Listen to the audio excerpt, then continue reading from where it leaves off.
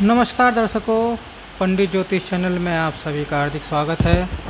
आज मैं आपको बताने जा रहा हूं कि जन्माष्टमी के व्रत पे या जिन्होंने व्रत नहीं किया पूरे दिन क्या करें, व्रत की विधि क्या है और व्रत की सावधानियां क्या क्या है। वीडियो पूरा अंत तक देखिए, जिन्होंने व्रत नहीं किया वो भी देखें। एवं वीडियो देखने से पहले आप हमारे चैनल को सब्सक्राइब कीजिए, वीडियो लाइक कीजिए। व्हाट्सएप, फेसबुक, इंस्टाग्राम एवं सभी प्रकार की सोशल नेटवर्किंग साइट्स पर हमारे वीडियो को अधिक से अधिक शेयर कीजिए और साथ ही सब्सक्राइब बटन के बराबर में जो बेल आइकन है उसको दबाकर ऑल नोटिफिकेशंस को ऑन कर लीजिए, जिससे कि सनातन धर्म से संबंधित सभी प्रकार की जानकारी एवं वीडियो आपको मुफ्त में एवं समय से प्राप्त हो सके। तो दर्शकों, बड़ी ही बारीकी से बताऊंगा कि जन्माष्टमी का व्रत कैसे करें, बिल्कुल शुरू से अंत तक। अगर आपने व्रत नहीं किया, जब भी देखें कि अगली बार की जन्माष्टमी पे आपके काम आ जाए, आप ये पूरा वीडियो देखिए। सबसे पहले बता दूं कि जन्माष्टमी का व्रत उपवास का नियम एकादशी के नियम के समान ही होता है। कहने का मतलब है, जन्माष्टमी के दिन अन्न खाने से पाप लगता है।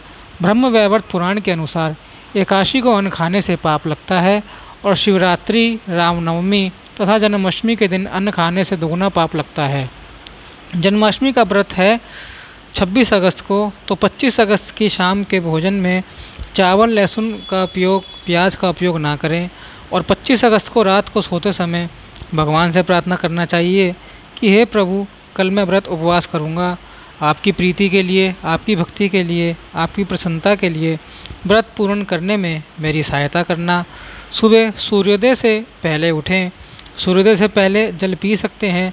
अगर आप निर्जला व्रत रखते हैं तो भी आप सूर्योदय से पहले जल पी सकते हैं। कई लोग बोलते हैं कि निर्जला रखना है तो सूर्योदय से पहले घी पी लें, दिन भर भूख नहीं लगेगी। तो यह बहुत ही गलत बात है, ऐसा नहीं करें। सूर्योदय से पहले केवल जल अर्थात पानी पी सकते हैं, जल पीने की छूट है, घी पीने की नहीं। स्नान के समय सफ़ेद तिल पानी में मिलाकर स्नान कीजिए, ऐसा शास्त्रों में निर्देश है। घर में गंगा जल हो या गोशरण हो यानी गोमूत्र हो तो वह भी स्नान के जल में मिला सकते हैं। आंवला या दही भी शरीर पर रगड़ रगड़ कर स्नान कर सकते हैं। कुल मिलाकर पवित्र स्नान हो। केमिकल युक्त साबुन और शैम्पू से बचना। ब्रश करने में टूथपेस्ट और बाजार के मंजन से बचिए, इसमें केमिकल और नमक होता है जो व्रत को खंडित कर देता है। आप उंगली से या गुलाब चूर्ण से या नीम की छाल से, नीम के पत्तों से अच्छे से मुंह साफ़ कर सकते हैं, दातुन कर सकते हैं। और केवल शार्प ब्रश हो, सादा ब्रश, कोरा नया ब्रश हो तो उससे भी आप मुख साफ़ कर सकते हैं। स्नान के पहले सबसे पहला काम आपको करना है, थोड़ा सा अनाज या कोई दान की वस्तु आप निकाल कर रख देना, उसके अंदर कुछ दक्षिणा मिला देना। कोई भी अनाज चलेगा, कोई भी चीज़ वस्तु चलेगी दान के लिए। फिर दिन में जब भी आपको समय मिले, आप इस अनाज का अथवा तो दान की वस्तु अपने निकाली है वह किसी को दान करके आना। ज़रूरतमंद को यह अनाज दान करना। दान की वस्तु आपने निकाली है, किसी को दान करके आना, तो ज़रूरतमंद को यह अनाज वाला प्रयोग हर बड़े तिथि त्यौहार पर या एकादशी पर आप कर सकते हैं, ज़रूर करना चाहिए। आपके घर से बरकत कभी ख़त्म नहीं होगी। यह ऐसा उपाय है, आप नियम आदि के बाद भगवान का अभिषेक कीजिए। भगवान के 1000 नामों द्वारा आप अभिषेक कर सकते हैं। और अगर आप भगवान के सहस्त्र नाम 1000 के द्वारा अभिषेक ना करें तो उसके साथ में आप सिर्फ क्लीं कृष्णा नमः से अभिषेक कर सकते हैं। अभिषेक में दूध से करना है, दूध नहीं मिले नॉर्मल जल में गंगा जल, सफ़ेद चंदन का चूर्ण, गुलाब जल, इत्र आदि मिलाकर आप जल तैयार कर लीजिए और उस जल से आप भगवान का अभिषेक कीजिए। इस दिन यदि आप रह सके तो निर्जला व्रत कीजिए। अगर निर्जला मतलब बिना पानी के, वैसे ये इम्पॉसिबल है, बहुत बड़ा व्रत हो जाता है, तो निर्जला न रह के आप खाना पीना मत खाइए, फल खा सकते हैं, फलाहार ले सकते हैं और पानी ले सकते हैं जब भी ज़रूरत पड़े, जल पीकर कीजिए। जो लोग बूढ़े या डायबिटीज़ के शिकार हो, किसी को बीमारी हो, वे लोग आवश्यकता अनुसार फल खा सकते हैं। उपवास कड़क कीजिएगा। उपवास की वैरायटी इस दिन बिल्कुल नहीं खानी चाहिए, ना ही कोई बाज़ार की चीज़ या बाज़ार का कोई जूस पीना चाहिए। मैंने अपने कई वीडियो में आपको बताया है कि उपवास में चाय और कॉफ़ी भी नहीं पीनी चाहिए। इसमें कोई लोग दुखी हो जाते हैं, चाय कैसे छोड़ें, कॉफ़ी कैसे छोड़ें। आप हिम्मत कीजिए, भगवान आपके साथ हैं। एक दिन तो चाय छूट ही जाएगी, तो आप जन्माष्टमी को भगवान को पकड़ लीजिएगा। चाय को छोड़कर फिर से बता दूं, यदि आवश्यक हो तो केवल फल या दूध ही लेना है। जन्माष्टमी के व्रत में गाय का दूध ही सर्वोत्तम है। डेयरी या पैकेट का पैक दूध नहीं लेना, बिना शक्कर के ही लेना है। शक्कर और गुड़ व्रत में नहीं ले सकते हैं। गाजर का हलवा भी मना है। अब आगे बढ़ते हैं। उपवास रखने वाले को दिन में नहीं सोना चाहिए। कई लोग सोमवार का व्रत रखते हैं तो पूछते हैं कि हम 2 व्रत कैसे करें, क्या पारण कैसे करें।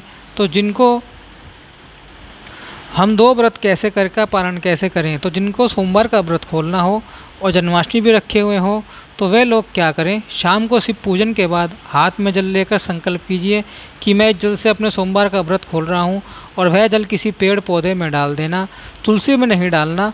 अब तुलसी माता की बात निकली है तो आप इस दिन भगवान को तुलसी की मंजरी अवश्य चढ़ाइए।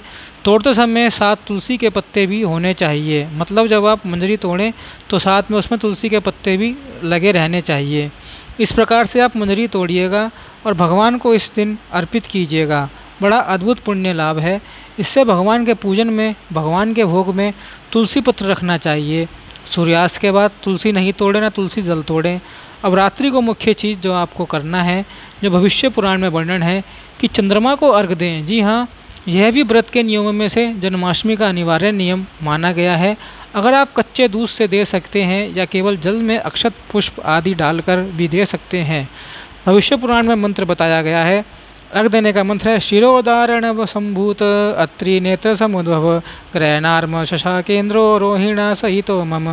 मंत्र पढ़कर अर्घ दे सकते हैं, सुनकर दे सकते हैं। कुछ नहीं आता है आपको तो आप ओम कृष्ण चंद्राय नमः, ओम कृष्ण चंद्राय नमः बोलते हुए भी अर्घ दे सकते हैं।